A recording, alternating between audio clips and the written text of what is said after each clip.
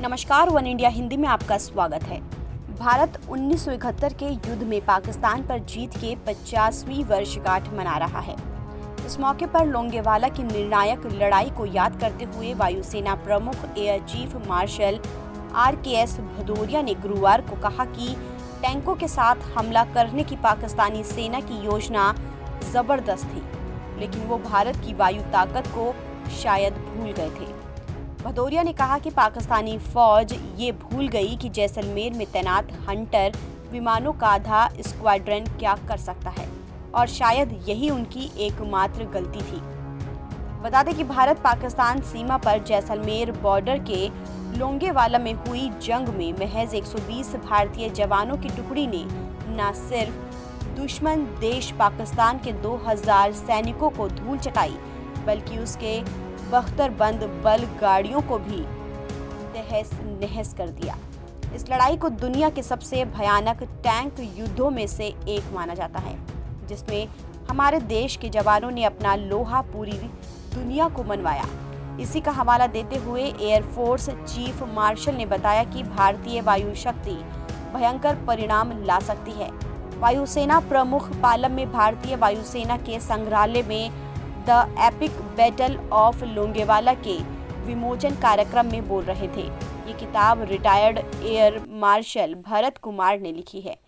A lot has been said about the Battle of Longevala itself by Air Chief Marshal Tipnis and Air Marshal Bharat Kumar, and I'll just highlight that the plan of the armored thrust by Pakistan Army itself was brilliant in terms of the area chosen, the axis, the Longeval-Jaisalmer axis. And if it had succeeded, it would have changed the course of war on the Western Front and the final result. The only thing probably they forgot to factor was the air power, and probably they thought, what can half a squadron of hunters do sitting in Jaisalmer? That was their probably only mistake. And it brings to light how air power can bring in asymmetric results if the time and place is chosen correctly. आपको बता दें कि साल 1971 के युद्ध के मैदान भारतीय सेना ने पाकिस्तानी टैंकों की कब्रगाह बना दी थी।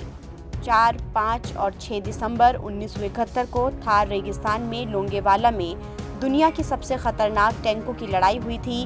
पाकिस्तान की योजना थी कि लोंगेवाला पर हमला करके उसे बेस बना लिया जाए, लेकिन भारतीय सेना ने दुश्मन देश के इन मंसूबों पर बुरी तरह पानी फेर कर उनको नेस्ता नाबूद कर दिया। सुबह होते ही वायुसेना के लड़ाकू विमानों को रवाना कर दिया गया।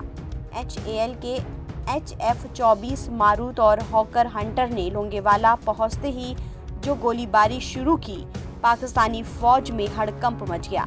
एयरफोर्स के हमले के बाद राजपुताना राइफल्स की 17वीं बटालियन भी टैंक लेकर लोंगेवाला पहुंच गई थी, लेकिन तब तक पाकिस्तानी सेना वहां से भाग चुकी थी।